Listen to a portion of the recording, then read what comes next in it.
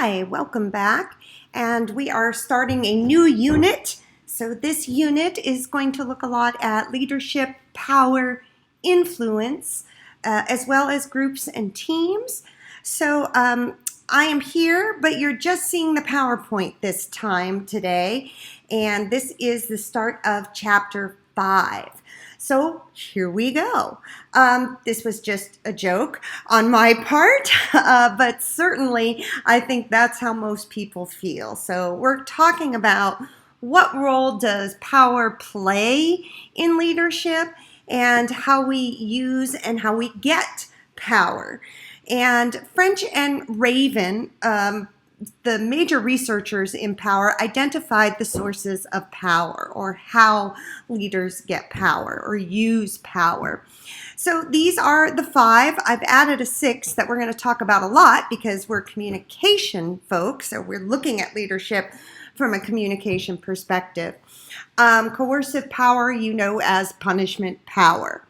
So basically, you do what you are told because you do not want to receive some punishment or some negative thing to happen to you. Coercive power is very effective, meaning we comply, but it is not necessarily one we like. It doesn't give us a good attitude or relationship usually towards the person using it. Reward power is better. We like it. It's one of our favorites. So if we get some reward for doing something, and certainly with students, most students don't want to do anything unless there's some kind of reward or something in it for them. And we're going to be looking at, as we talk about power, how do we motivate people? How do we get them to do things? I used to give students candy or candy bars or food. Most students don't want that anymore. I tried giving money as a reward when students participated. You don't even really want the money anymore. The only thing that seems to motivate you to do something is extra credit. So that's a very promising reward for students. Legitimate power is because you are given a specific title or conferred authority. This is basically the police. Most of you would stop for a policeman if he was behind you or she was behind you with the lights flashing on the car telling you to pull over. Somebody who has a legitimate title, they're going to tell you what to do. Expert power, the easiest one here I think is doctors, because we believe they are the experts. So we generally tend to do what they tell us to do because we would presume they know more than we do about the issue.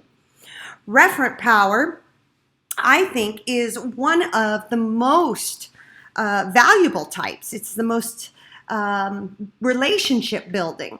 Referent power says we do something because we respect that person. We like that person. We trust that person. So we're willing to do something for them. And this is what I think leaders want. I'm not trying, I think, as a leader to coerce or reward you or even pull a rank or a title on you.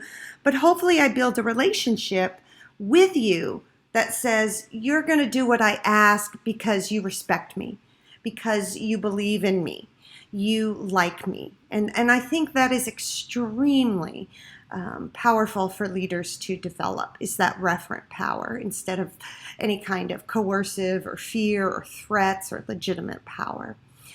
Information is a source of power, but only when it's valuable or when people want it. I have a ton of information, but if nobody wants it, it has no power. So we're going to come back and look more at information as well, but these are the general power bases, and they're talked about extensively in this chapter. And this is the activity I'm asking you to do for this chapter, to tell me which one you use the most: coercive, reward, legitimate, expert, or referent power. And you can find that in your text, so please take that Sources of Power self-assessment survey. All right, here are some indicators of power which I love watching and observing people, and particularly meetings, because it's all about communication. So when I'm sitting around watching a meeting, I'm looking at who's defining others' roles, whose decisions are being followed, and even those who oppose significant change. Because this can tell me a lot about what's going on in the group, who's giving power to other people. I think when you stay silent, you're giving away power to other people. You're not claiming it for yourself. This kind of goes back to your willingness to communicate. And when you're not willing to communicate, or when you don't say things, you are probably of lower status in the group. And we're going to talk about some status issues in just a moment. We know there are all kinds of verbal and nonverbal indicators that we can use to try to garner more power. The verbal ones are unique here, and the book talks about them, and I just wanted to put in a quick word here because with a lot of the verbal indicators, these are used by females in particular, and that's powerless speech. Females tend to be excessively polite, which is seen as a weakness. Now, of course, you don't have to be an assertive brute, or as we know, women who tend to be too assertive are just called bitches in the workplace. So that's not what we're talking about. But we don't need to be excessively polite, and we certainly don't need to disclaim what we say before we say it. That's a huge indicator of a lack of confidence, and nobody's going to give you any credit or power when you lack confidence. So here's an example. This came out of Megan McIntosh's research. She was at a leadership conference for women. And the keynote woman was getting up to speak and said, well, I don't really know if what I'm talking about is right, but, and she had just basically said, why should I listen to you? If you don't know what you're talking about, I'm not going to listen to you. She excused herself. Well, this might not be right, but I'm not sure if I should say this, but, and that, I call it the but principle. Every time you start a sentence like that and put the word but in there, you're pretty much taking the power away. You're dismissing the previous statement. Listen to this. That's a beautiful baby, but my, what a big head they have. Okay. You just completely cut the it's a beautiful baby. As soon as you put the but in there, you negate the whole first part of the sentence. So often women also, with their excessive politeness, will raise tag questions at the end of sentences like, I think that's how most people do it, isn't it? And it's like, we're showing that we're questioning ourselves. We're showing that we're not confident. And basically, that allows or gives power to other people. So something to definitely be aware of. Oh, another just powerless word is just. So I have to go on my little rant about just. I just wanted to tell you, get rid of it. Drives me insane. Why is the just there? It's powerless. It takes away power. I wanted to tell you that I need you in my office at 5. Boom, done. I just wanted to tell you that I just need a moment of your time. All right. I think you get the point. And it's interesting to me growing up, I have heard people, I call them my just prayers. And just listen to how this sounds. They'll be praying and saying things like, dear Lord, I just want to thank you for the day we just had today, and just that it was just a marvelous day, just in your presence, just, get it? It's powerless speech, and it's not going to make you sound confident and self-assured. It's not going to have others giving you power. Nonverbal indicators you're probably well aware of. We talk about things like wearing the power suit. Those with more power have more space. Just by giving yourself more space or sitting at a certain seat at the table, you can accumulate power. And it's absolutely true. I did a little experiment where I was on jury duty and we went into deliberations, and I was the first one to walk into the room. And I decided just for fun, I'm going to sit at the head of the table. And I wondered if I would get picked as the foreman for the jury. And I did. Everyone just kind of looked to me, and I said, fine, I'll do it. All I did was sit at the head of the table. So certainly where we sit, how we use our space, how we move, all of that can take power away from us or give us power. Men know this with their whole man spread. They're taking up room and saying, I own this section of where I'm sitting, and you're not going to take it away from me. And that's another classic thing. If you've taken nonverbal with me, you know women will make themselves smaller. And touch, again, usually an indicator of power. The higher status person does the touching. So many more nonverbal indicators, but it's starting to become aware of how you speak and what you look like and how that can gain you influence and power. This next part's not in your textbook, so do make sure you take some good notes here. This is a little bit about status, and I particularly want to look at how communication plays a part in how we achieve status. And I often, when I'm consulting, just look at who's talking to whom and how often. That alone will tell you what's going on in the dynamics in a group or a team. So status affects who talks to whom and how often someone speaks. Usually people with higher status speak more.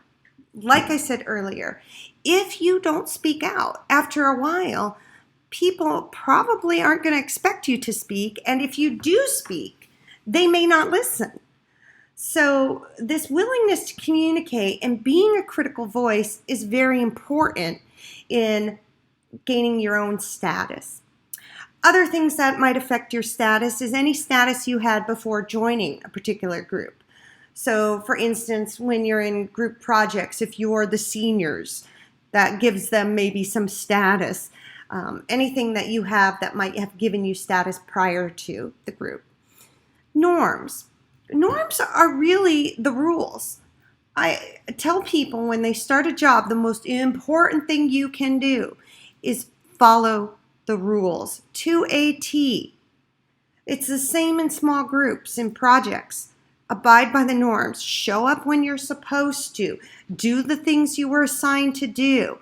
And if you build a reputation of always showing up on time, of turning things in, what happens is people are slowly giving you status and power. So that when you do need to miss something, it's no big deal. They'll actually give you a whole lot more leeway than if you're someone who never followed the rules or didn't do their assignments on time right from the start. And that is, I think, the key right there to groups. Follow the rules, do what you're supposed to do, and people will respect that and they'll give you status.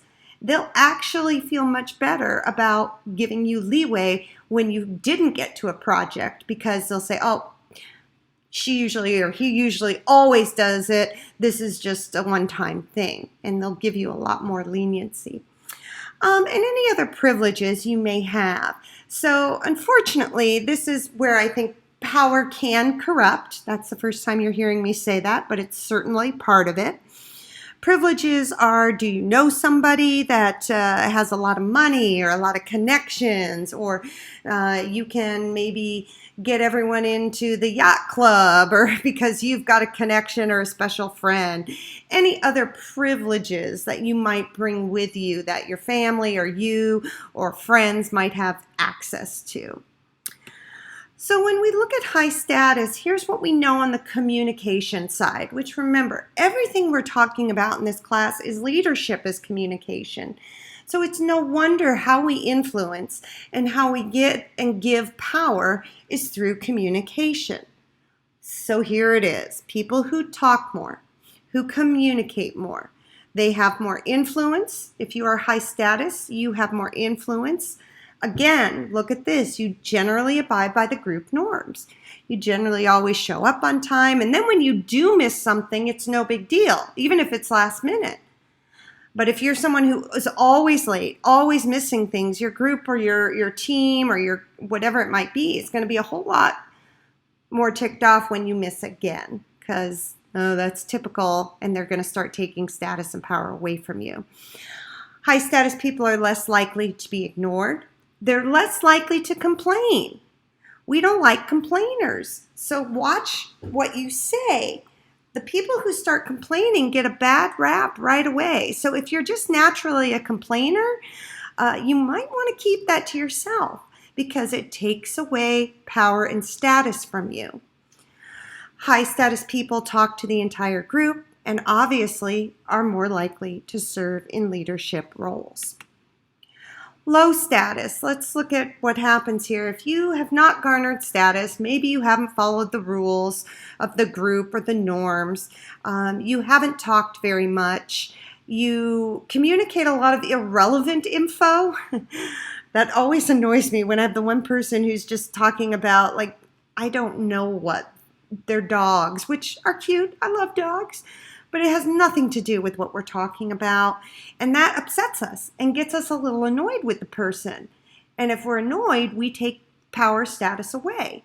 We're more likely to ignore them then.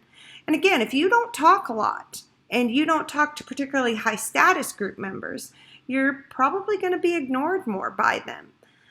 And you often talk to high status members once in a while just as a substitute. Like, well, I talked to the dean. That's fine. I don't need to go see her again. Just recently, Bailing Shaw retired out of JMS. She was our interim dean, associate dean, this past year while they were looking for a new dean. And I made sure I was present a lot when she had things going on, and I even went to her goodbye party because a lot of it is just garnering status and goodwill. And you need to do that. You absolutely need to do it. It's kind of what we would say in terms of the networking. So that is the end of Chapter 5. Chapter 6 continues along the same themes and gets into even more specific compliance gaining techniques. So what we're talking about is how do you get people to do what you want them to do? So I'm going to stop this video here. The PowerPoint is going to stay the same, but I'm going to go ahead and pick it up and make the connection that this is Chapter 6 now and let you switch to Chapter 6.